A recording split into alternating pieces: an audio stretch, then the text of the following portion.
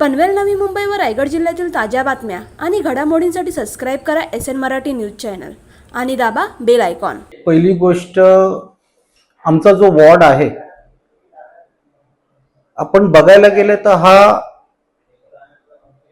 भौगोलिक दृष्टी खूप डिफरंट केलेला आहे। एक वस्ती आहे जे पनवेल नगरपालिकेतला काही भाग होता, त्याच्यानंतर 2 खांदा गाव आहेत, साईनगरचा एक भाग आहे, कामोठा आहे आणि खांदा कॉलनीतले सेक्टर 13 आणि 14 असे बघायला गेलं तर 5 डिफरंट टाईपचे हे पार्ट्स आहेत, हे जोडलेला भाग आहे।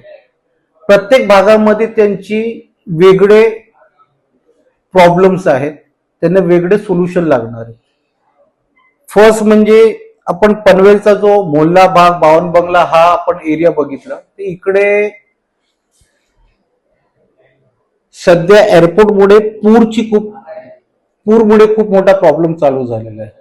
त्याच्यानंतर आमच्याकडे जे रस्ते आहेत ते जुने रस्ते आहेत, आज कॉन्क्रिटीकरण होतोय नावाकरता, पण एक पण त्याच्यात अंडरग्राउंड वॉटर लाईन नाही झालेली, एक पण त्याच्यात इलेक्ट्रिक लाईन नाही झालेली, सिवेज लाईन जी अगोदर टाकलेली तीच झालेली आहेत। फक्त कामं करायचे म्हणून कामं करतायत, पण त्याला काही लोकांना त्याचा काही फायदा होत नाहीये, हे सध्या स्थिती आहे। दुसरा विषय म्हणजे आपण करायला गेलो, टॅक्स लोक बोलतात, टॅक्सचा मुद्दा पूर्ण पनवेलमध्ये प्रत्येक राजकीय पक्ष बोलतात टॅक्स इकडे लादलेला आहे सिडकोचा, पण खरं म्हणजे तुम्ही बघायला गेले तर पनवेल शहराला खारघरपेक्षा पण जास्त टॅक्स आहे, हे कोणाला माहितच नाही। म्हणजे मला थोडा हे वाटतो का 78 नगरसेवक पैकी इकडचे मोठे मोठे नेते आहेत, आज 436 च्या वरती पनवेलला टॅक्स आहे। तुम्ही बघायला गेले तो साईनगरला पण तोच टॅक्स आहे आणि तोच सोसायटीला टॅक्स आहे, असं कसं असू शकतो? तो एक गंभीर म्हणजे हे लोकांच्या हिताचे मुद्दे, त्यांचे पर्सनल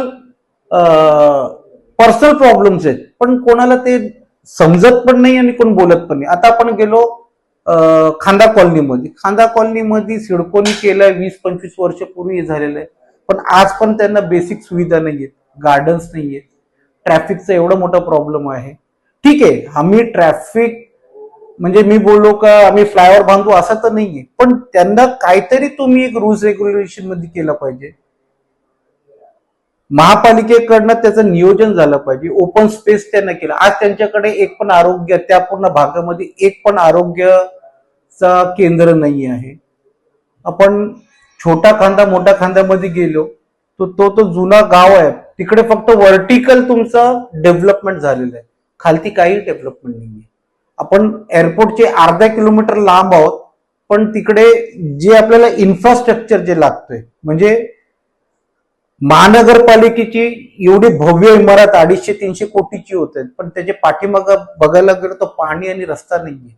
असे बरेच प्रॉब्लेम आहेत मोहल्ल्यामध्ये, तर कचरा, पाणी, ट्रॅफिक, टॅक्स, लाईट, म्हणजे जेवढे प्रॉब्लेम असू शकतात ते सगळे आमच्याकडे आहे। आमच्याकडे पाणीची जी टाकी आहे 40 वर्षापूर्वीची पाणीची टाकी आहे, त्याचा आजपर्यंत स्ट्रक्चरल 2023 पासून मी मागणी करतो की ऍटलीस्ट तुम्ही स्ट्रक्चरल ऑडिट करा। ती पडायला आली, ती उद्या पडली तो त्याला पडल्यानंतर तुम्ही एका दिवसामध्ये पाणीची टाकी, ब्रिज बांधू शकता, तुम्ही कुठली इमारत बांधू शकता, पण वॉटर लाईन, वॉटर टँक तुम्ही नाही बांधू शकत। असे बोलण्यासारखे एवढे मुद्दे आहेत, मला वाटत नाही का एवढं थोड्या वेळामध्ये। आणि करप्शनचा तर महानगरपालिकामध्ये एक गोष्ट असतो का आपण कुठला काम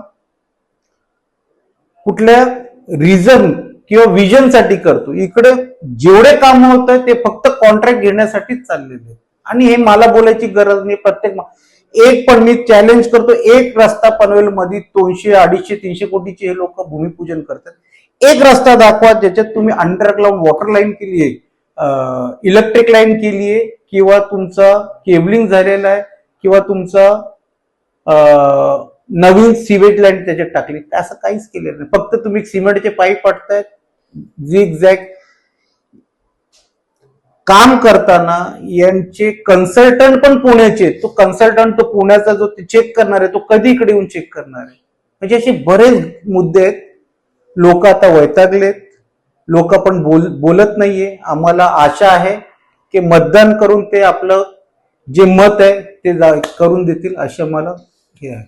मी 2005 पासून, माझं खूप कमी वय होतं, 2005 पासून मी रस्त्यावरती काम करतो आणि हे काय बोलायची गरज नाही. म्हणजे आज प्रत्येक समाजाचा माणूस किंवा पूर्ण पनवेलमध्ये लतीफबाईला लोक माहित आहे. लतीफबाई काय आहेत. माझा फोन 24 तास ओपन आहे. आज पण मला 2:30 वाजता 3 वाजता कोणी फोन केला मी कॉल बॅक करतो. एक म्हणजे बोलायची गरज नाहीये का मी माझा हे करू.